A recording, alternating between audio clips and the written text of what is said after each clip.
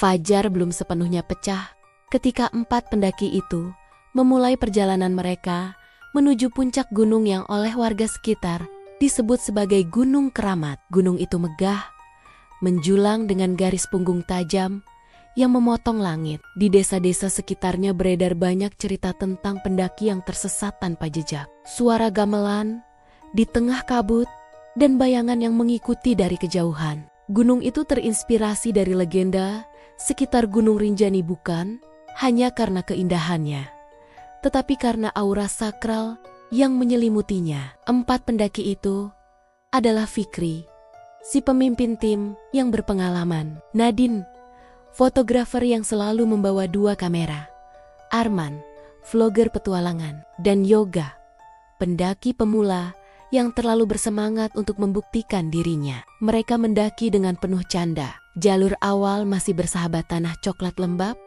pepohonan rindang, dan suara burung yang bersahut-sahutan. Arman sudah mulai merekam sejak dari gerbang pendakian. Ini hari pertama ekspedisi kita ke Gunung Keramat, katanya ke kamera dengan senyum lebar. Katanya sih banyak cerita aneh di sini, tapi kita bakal buktiin sendiri. Seorang warga tua yang mereka temui sebelum naik sempat berpesan, kalau dengar suara memanggil nama, jangan jawab dan jangan menoleh kalau merasa diikuti. Mereka tertawa menganggapnya bagian dari cerita lokal untuk menakut-nakuti pendatang. Hari pertama berjalan lancar. Mereka mendirikan tenda di pos 3. Kabut turun lebih cepat dari biasanya, menutup jarak pandang hingga beberapa meter saja. Suhu mendadak lebih dingin. Malam itu, Yoga terbangun karena merasa ada yang mengintip dari luar tenda.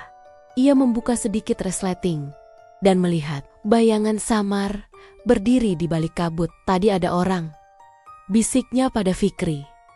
Tim lain mungkin, jawab Fikri tenang. Namun pagi harinya, mereka sadar tak ada jejak tenda lain di sekitar lokasi. Hari kedua, jalur mulai curam. Pepohonan semakin jarang, digantikan batuan vulkanik dan semak rendah. Angin berdesir, membawa aroma belerang samar.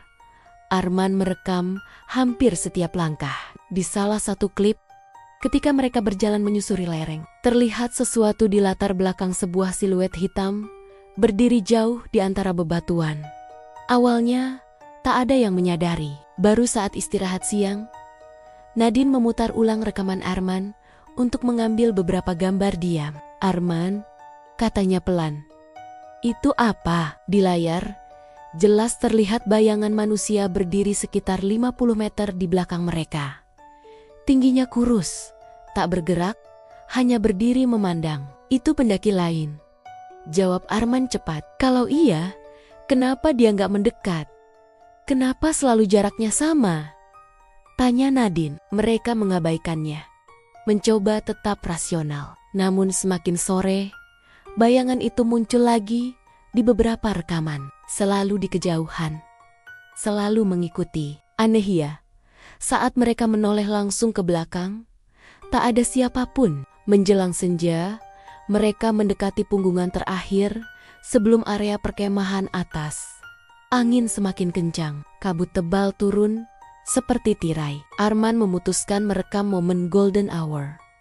Kamera menghadap ke arah teman Temonia yang berjalan di depan. Di belakang Fikri, dalam jarak sekitar 20 meter, bayangan itu kini terlihat lebih jelas. Bentuknya menyerupai manusia, tapi proporsinya sedikit terlalu tinggi. Dan cara ia berjalan tidak menggerakkan lengan. Fik, berhenti, ujar Arman. Suaranya mulai goyah. Kenapa? Di belakang lo. Fikri menoleh cepat. Kosong. Arman menurunkan kamera perlahan. Bayangan itu juga hilang dari layar.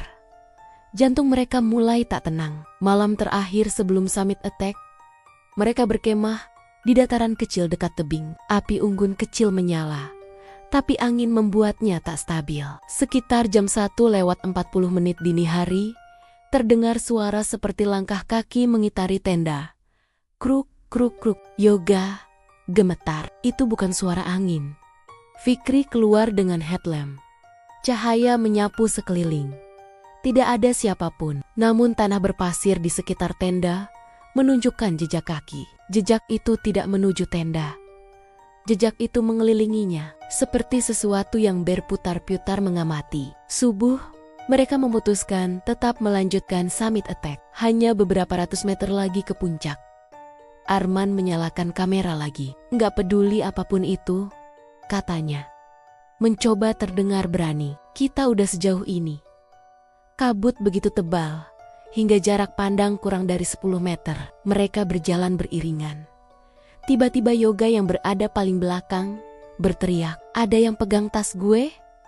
Semua menoleh. Yoga terduduk, wajahnya pucat. "Apa?" tanya Fikri. "Tadi ada tangan, dingin banget." Angin tiba-tiba berhenti. Hening total. Arman masih merekam. Di layar, di belakang mereka, bayangan itu berdiri lebih dekat dari sebelumnya. Hanya sekitar 5 meter. Wajahnya tidak terlihat, hanya bentuk gelap lebih pekat dari kabut. "Lari!" teriak Fikri. Mereka panik. Dalam kekacauan itu, kaki Arman terpeleset batu longgar. Kamera terlempar dari tangannya. Video terakhir merekam tanah, lalu berguling. Gambar berputar liar. Dalam sepersekian detik, terlihat bayangan itu berdiri tepat di belakang Yoga.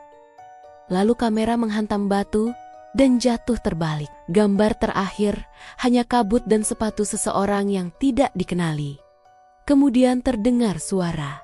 Bukan angin, bukan manusia. Suara berat, dalam, bergetar seperti berasal dari rongga besar di bawah tanah. Bahasanya tidak jelas, namun nadanya seperti bisikan panjang bercampur geraman. Rekaman berhenti. Tim pencari menemukan mereka keesokan harinya di jalur turun. Fikri, Nadine, dan Yoga selamat dalam keadaan syok. Arman ditemukan pingsan beberapa meter dari kamera. Mereka semua bersumpah melihat bayangan yang sama. Namun ketika Nadine memeriksa rekaman dari kamera keduanya kamera yang ia kalungkan di leher sepanjang waktu, tidak ada bayangan apapun di latar belakang. Semua frame bersih. Tidak ada siluet, tidak ada sosok tinggi, tanpa lengan bergerak, tidak ada apapun. Padahal posisinya hampir sejajar dengan kamera Arman. Rekaman audio dari kamera Nadine pun hanya menangkap suara angin. "Ini nggak mungkin," bisik Fikri saat melihat perbandingan dua video itu. "Kita berdiri di tempat yang sama." Arman, setelah sadar, hanya mengucapkan satu kalimat berulang-ulang itu. Nggak mau direkam si Uliola bayangan itu, memilih kapan dan oleh siapa ia ingin terlihat. Beberapa minggu kemudian, video terakhir Arman diunggah oleh keluarganya. Potongan jatuhnya kamera menjadi viral. Banyak yang memperlambat frame demi frame. Bayangan itu jelas terlihat di rekaman Arman. Namun banner-banner tidak ada di kamera Nadine. Para ahli menyebutnya glitch visual. Perbedaan sudut cahaya, artefak kompresi video. Tapi ada satu detail yang membuat bulu kuduk siapapun yang menyadarinya berdiri. Dalam frame terakhir, sebelum suara bukan manusia terdengar, bayangan itu tidak lagi berada di belakang mereka. Ia berdiri di depan kamera, sangat dekat, dan jika diperbesar, terlihat dua mata samar memantulkan cahaya lensa, seolah ia sadar sedang direkam. Namun di rekaman kamera kedua, posisi yang sama hanya menunjukkan kabut kosong. Sejak kejadian itu, Arman berhenti membuat konten pendakian. Ia mengaku setiap malam mendengar suara berat yang sama, memanggil namanya dari arah jendela. Yoga tidak pernah mendaki lagi. Fikri mencoba kembali ke gunung lain setahun kemudian dan di salah satu foto puncaknya, samar terlihat siluet tinggi berdiri jauh di punggungan belakang. Nadine, ia menyimpan dua kamera itu dalam kotak terkunci. Karena di salah satu rekaman lama yang sebelumnya, bersih tiba-tiba muncul satu frame baru yang tak pernah ada sebelumnya. Hanya satu frame menunjukkan bayangan itu berdiri di belakangnya. Dekat, sangat dekat.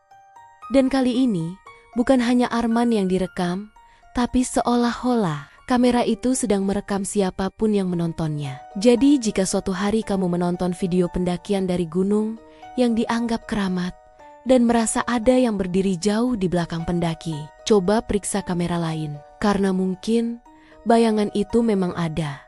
Hanya saja, ia memilih siapa yang boleh melihatnya.